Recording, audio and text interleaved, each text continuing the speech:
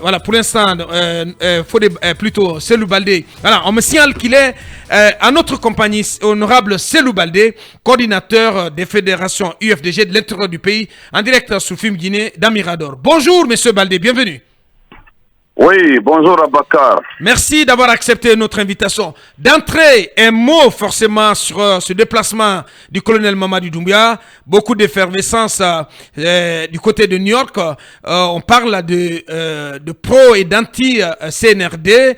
De part et d'autre, des mobilisations sont annoncées, même une manif, en tout cas c'est officiel, une manif des forces vives de Guinée sur place pour exprimer au président de la transition guinéenne, en tout cas de la part de ces Guinéens, leur mécontentement face à la conduite actuelle de la transition ouverte en Guinée le 5 septembre 2021. Qu'avez-vous à dire à propos de tout ce cocktail, de tout ce schéma qui se présente à New York devant le colonel Mamadi Doumbouya?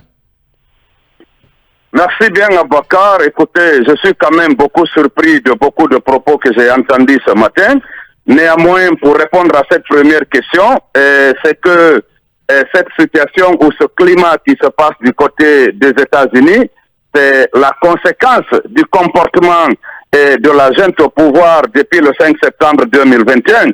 Sinon, à l'image du 5 septembre, du 6 septembre 2021 et les jours suivants, nous n'aurions pas eu aujourd'hui de pro et de anti-CNRD. Nous aurions eu une effervescence de Guinéens dans la ferveur et dans le communion, en train de recevoir un président de la transition, même si c'est quelqu'un qui est auteur d'un pouce pour arriver au pouvoir, mais qui aurait quand même respecté des engagements, qui serait dans la dynamique de respecter les engagements de départ. Donc ce sont les conséquences de tous les dénis de leur engagement depuis le 5 septembre, ce sont les conséquences d'avoir renié les engagements, et c'est ce qui fait qu'aujourd'hui, nous avons des pros et anti-CNRD du côté de New York. Bien. Allez, oui. Ces propos attribués au fédéral de l'UFDG de Bronx qui dit qu'Ousmane Gawal Gallo et sa compagnie ne seraient pas les bienvenus du côté de la mosquée de Bronx. Que répondez-vous? Quelle est votre réaction par rapport à tout cela? Non, écoutez, vraiment, je l'avais dit à Bakar hier, les égarements d'un individu ne nous concernent pas, ne nous préoccupent pas. L'UFDG, ce n'est pas la Ligue islamique. L'UFDG, ce n'est pas une association islamique. L'UFDG est un parti polémique, est un parti politique aujourd'hui. Et donc, un secrétaire fédéral, c'est un secrétaire fédéral. Si un imam ou un conseiller de mosquée, en tout cas, tiennent des propos allant dans le sens de dire que religion et effusion de sang ne cheminent pas ensemble, ça n'engage pas l'UFDG. Je crois que le colonel a effectué des déplacements dans des bastions et des fiefs de l'UFDG. Le colonel a fait la prière de la fête de Ramadan du côté de l'Abbé, qui est le principal bastion de l'Union des forces démocratiques de Guinée. Vous avez vu comment cela s'est passé. Je crois qu'il faut quand même être un peu, sortir de cette bassesse-là, ne pas vouloir mélanger toutes les pédales. Si des individus ont pris de l'argent avec le colonel et qu'ils lui ont promis qu'il y aurait de la mobilisation et que tous les Guinéens, dans la ferveur de la communion, allaient l'accueillir là-bas et que ces engagements ne tiennent pas, je crois qu'il faut éviter de tomber aussi bas pour pouvoir justifier, si vous voulez, ces actes liberticides qu'on est en train de mener. J'ai suivi Diarra tout à l'heure, mais j'avoue que je suis très déçu. On ne peut pas, parce qu'on veut justifier l'arrivée du colonel là-bas, on ne peut pas, parce qu'on veut soutenir en tout cas la position du CNRD, s'attaquer aux femmes de Guinée, dire que c'est ici en Guinée qu'on distribue de l'argent et que même pour draguer une fille en Guinée, il faut payer le prix de la kéké. En tant que femme, en tant que femme de Guinée, elle doit retirer ces propos-là. Vous savez plus que moi ce que je dis, M. Baldé, je dis haut ce que les gens pensent bas. D'accord? Je dis haut. Et je ne suis pas en train de généraliser. Je n'ai pas du tout généralisé. Il ne faut pas déformer mes propos. Je n'ai pas généralisé ça, s'il vous plaît. S'il vous plaît, il ne faut pas extrapoler mes propos. Je vous en conjure. Il ne faut pas extrapoler mes propos. Je n'ai pas extrapolé. C'est à l'antenne que vous avez tenu vos propos. Je dis bien, aujourd'hui, le CNRD est en train de distribuer de l'argent. La délégation qui allait devant aux États-Unis, est en train de distribuer de l'argent. Nous sommes informés de ce qui se passe là-bas, mais vous savez pourquoi il y a des problèmes aujourd'hui. Si on n'avait pas enregistré 30 morts, 31 victimes depuis le 5 septembre 2021, si le CNRD avait respecté ses engagements, que personne n'allait mourir pour rien, que la justice allait être la boussole avec cette justice qui se cherche aujourd'hui, la justice qui réclame la justice. Comment voulez-vous que les Guinéens se mobilisent sans autant qu'il y ait des contradictions pour accueillir le colonel? N'oubliez pas que nous avons assisté ici pendant beaucoup d'années. Ce porte-parole qui se trouve aujourd'hui du côté des États-Unis, mais c'est quelqu'un qui avait jeté des œufs de tomates à Alpha Condé à Paris. N'oubliez pas cela, alors que lui au moins, c'était un président démocratiquement élu entre guillemets. Donc je crois qu'il ne faut pas jeter l'opprobre sur des Guinéens qui exercent un droit de manifester. Et je crois que le débat ce matin devrait être porté sur ce communiqué où il est mentionné président de la République. Bien. Qu'est-ce qu'on veut faire passer? Honorable Selou Baldé, coordinateur de la République, nous allons prolonger les transitions. Nous allons prolonger le débat avec vous, s'il vous plaît, avec votre permission. Avec votre permission, bien entendu, on va prolonger le débat. Le temps de marquer une courte pause pour nos obligations commerciales. On revient pour continuer cette émission en compagnie de l'honorable Selou Baldé de l'UFDG, qui va donc reprendre la parole derrière l'écran pub. On revient dans quelques minutes. Dans un instant, donc, on va poursuivre ce débat avec l'honorable Selou Baldé. Bien évidemment, on l'a écouté sur justement ces propos polémiques du fédéral de l'UFDG du côté du Bronx. Il a voulu expliquer que l'UFDG n'est pas un parti d'obédience religieuse, et que voilà, le colonel était, en tout cas pour ce qui est des fiefs de l'UFDG, le colonel était du côté de l'abbé, il a été accueilli sans incident. Toujours est-il que ces propos, bien évidemment, ceux qui cherchent des noises à l'UFDG vont forcément les mettre au compte de l'UFDG, puisque c'est un responsable donc du parti et qui l'a dit. Et j'ai vu une réaction de quelqu'un qui dit, si Ousmane Gall veut utiliser la mosquée à des fins politiques, il faut bien que certains s'opposent à sa venue dans cette mosquée, puisqu'il veut l'utiliser à des fins politiques. Donc, honorable Selou Baldé, coordinateur des fédérations UFDG de l'intérieur, de retour à l'antenne d'Amirador. Honorable, vous disiez que s'il y a un éclatement aujourd'hui, en tout cas autour de la venue du colonel Mamadi Doumbouya à New York, cela traduirait à vos yeux le fait que la transition n'est pas conduite à la satisfaction de tout le monde, le fait aussi que les engagements de départ ne sont pas en train d'être respectés, selon vous? Oui, tout à fait. Je crois que mes propos viennent d'être confortés par, en tout cas, un de vos auditeurs qui vient de vous envoyer un message qui a bien rappelé à nous tous que le 5 septembre et les jours suivants, aucun centime n'avait été distribué. Je vais parler de 2021, pour que les populations, dans leur quasi-totalité, sortent dans les rues pour applaudir et accueillir les forces spéciales, le CNRD. Si 2 ans après, ça peine à mobiliser, et je crois qu'il y a cette situation-là aujourd'hui, je crois que c'est très aisé de tirer les conséquences.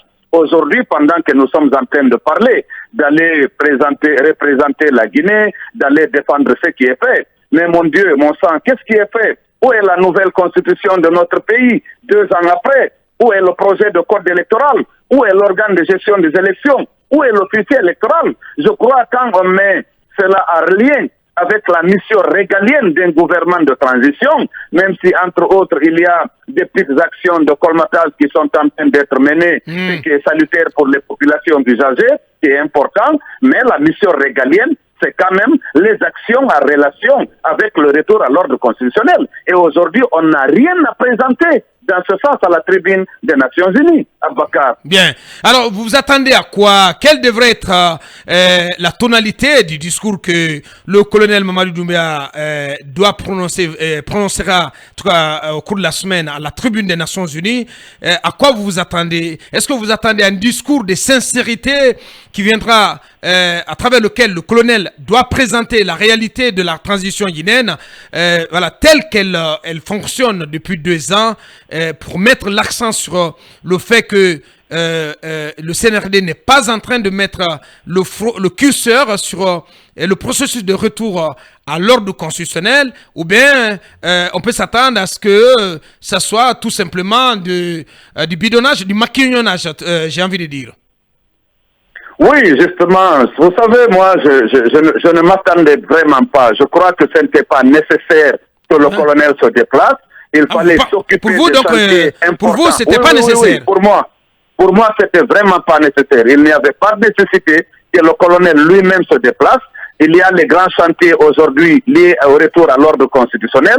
Il faut travailler à poser des actes dans le pays, envoyer encore le Premier ministre cette année. Je crois que nous allons, Abakar, assister à un discours très maquillé qui va mettre en exergue le souverainisme de nos pays, ce que nous entendons, le discours que nous entendons aujourd'hui de la plupart des chefs d'État dans les pays en transition.